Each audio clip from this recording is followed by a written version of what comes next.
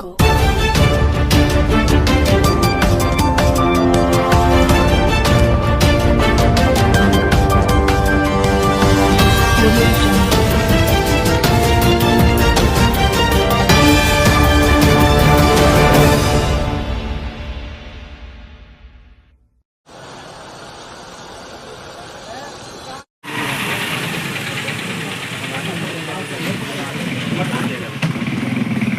Master Praveen గారు చదివి వినిపిస్తారు.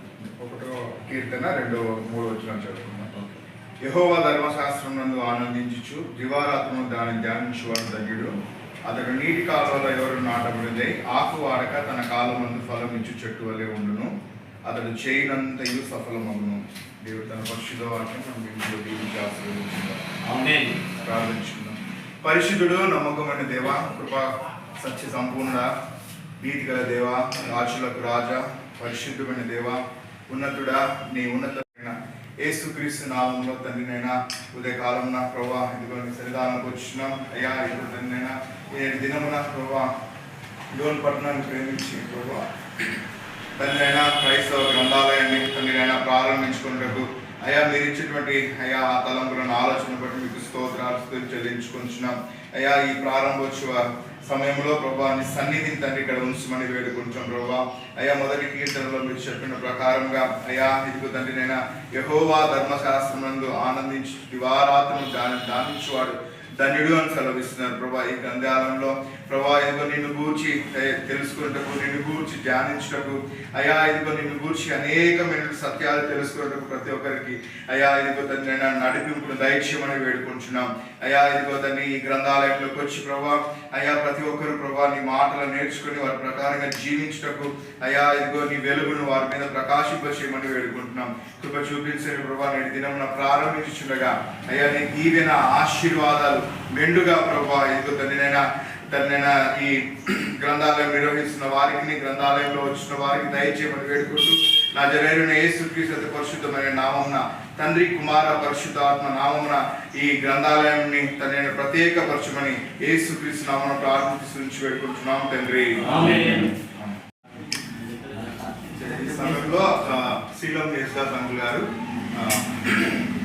గ్రంథాలయాన్ని ఓపెన్ చేస్తారు, ప్రారంభిస్తారు.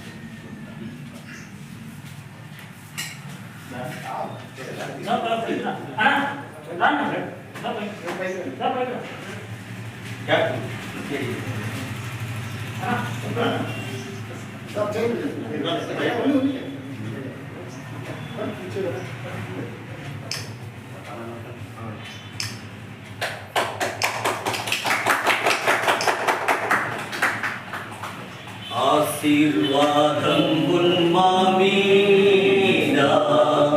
వర్షింపజేయుమీశా ఆశతో నమ్మియున్నాము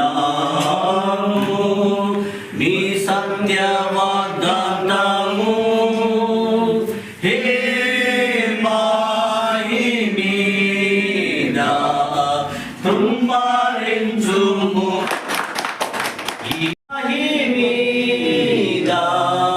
కృంభరించుము దేవా క్రమణ ప్రేమ వర్షము కృంభరించుము దేవా. ఆమేన్. వందనాలండి. ఈ గ్రంథాలయము 3 నెలల నుంచి ఎంతో ఆశతో అనుకుంటున్నాము, ఆలోచించుకుంటూ వచ్చాము. కానీ ఈరోజు ప్రారంభించిన దానికి అన్న కర్నూలు నుంచి వచ్చిన దానికి నిండా వందనాలు. అలాగే అన్న చైర్లు లేవంటే ఆ రోజు ఒకరోజు వచ్చాడు, వచ్చి చూసి ఇక్కడ చైర్లు లేవు కదా అని చెప్పేసి అన్న ద్రాక్షతో చైర్లు కానీ ఇప్పించాడు. అలాగే ఇక్కడ కూర్చునికి మనకు టేబుల్ చదువుకునికి టేబుల్ కానీ లేవు. మేము ప్రతి నెల భోజనాలు పెడుతుంటే భోజనాలకి టేబుల్ ఇబ్బంది ఎట్లా అనుకుంటుంటే రత్నాలన్న మాకు 2 టేబుల్ సాయం చేశాడు. వీళ్ళిద్దరికి మా కృతజ్ఞతలు తెలుపుతున్నాను. మా కృషి చేసి తరపు నుంచి నేను ఇంకా వందనాలు తెలియజేస్తున్నాను. వచ్చిన అందరికీ ప్రభు పేరిట ధన్యవాదాలు, స్తోత్రం చెల్లిస్తున్నాను. అయితే ఈ కార్యక్రమం ఎంతో జయప్రదంగా జరగాలని మేము ఎన్నో రోజుల నుంచి ప్రార్థిస్తున్నాము. ఆ ప్రార్థన దేవుడు అంగీకరించి మనకు ఇక్కడ ఒక గ్రంథాలయం ఏర్పాటు చేసుకోవడానికి అవకాశం ఇచ్చేందుకు దేవునికి స్తోత్రం చెల్లిస్తున్నాం. అయితే యూత్ చాలామంది కూడా దేవుని విషయాలు తెలియక దేవుని చేసిన మర్మాలు చాలా విషయాలు ఏదో వాక్యం చర్చిల్లో చెప్పేది వింటున్నాము, ఏదో ఆచారంగా వస్తున్నామే తప్ప సరైన బైబిల్ వరకే మనకు తెలుసు అంతేగాని లోతైన అధ్యయనం చేసే జ్ఞానం చాలామందికి లేదు. అయితే ఇక్కడ వివిధ రకాలైన బుక్స్ ఉంటే ఆయా భక్తులు దాని వాళ్ళ దర్శనాలను బట్టి వాళ్ళు ఆ బుక్స్ను రచించడం, ఇచ్చిన బుక్స్ను చదవడం వల్ల ఇంకా జ్ఞానాన్ని పెంపొందించుకోవడం, అదే కాకుండా దేవునిలో లోతైన అనుభవాన్ని, లోతైన జీవితాన్ని జీవించే భాగ్యం వారికి అనుగ్రహించడానికి రాబో తరాల వరకు ఎంతో ఆశీర్వాదంగా ఉంటుందని మేము ఆశిస్తున్నాం. అదేవిధంగా మనం ఇప్పుడు ఇక్కడ వచ్చిన వాళ్ళం ఒక 20-30 మంది ఉంటుంటాం. అయితే మనం ఇంకా ఇతరులకు చెప్పి ఇక్కడ గ్రంథాలయం ఉంది, ఇక్కడ పోతే మనం కొంత టయాన్ని మనకు ఎంతో టయాన్ని మేము దుర్వినియోగం చేస్తుంటాం.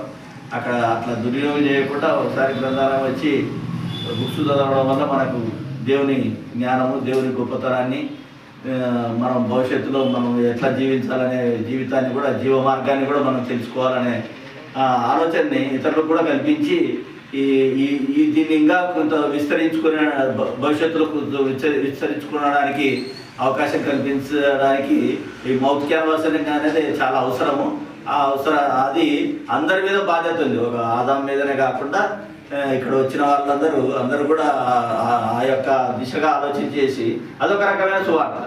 ఆ రకమైన సువార్తను మనం ప్రకటించాల్సిన బాధ్యత మన మీద ఉంది. ప్రతి క్రైస్తవునిగా క్రీస్తు యొక్క గొప్పతనాన్ని చాటడం, ఆయన ఈ లోకానికి వచ్చి పాపల కొరకు పాప పరిహారార్థం ఏ విధంగా అనుభవించినాడు, ఏంది శిక్షణ ఎట్లా అనుభవించినాడు అనేది తెలియజేయాల్సిన అవసరం అందరి మీద భారం ఉంది. కాబట్టి ఈ భారాన్ని అందరూ కూడా వాళ్ళ బాధ్యతలకు తిరిగి అందరికీ తెలియజేయడం అనేది బాధ్యతగా తీసుకోవాలని ఓకే స్టడీ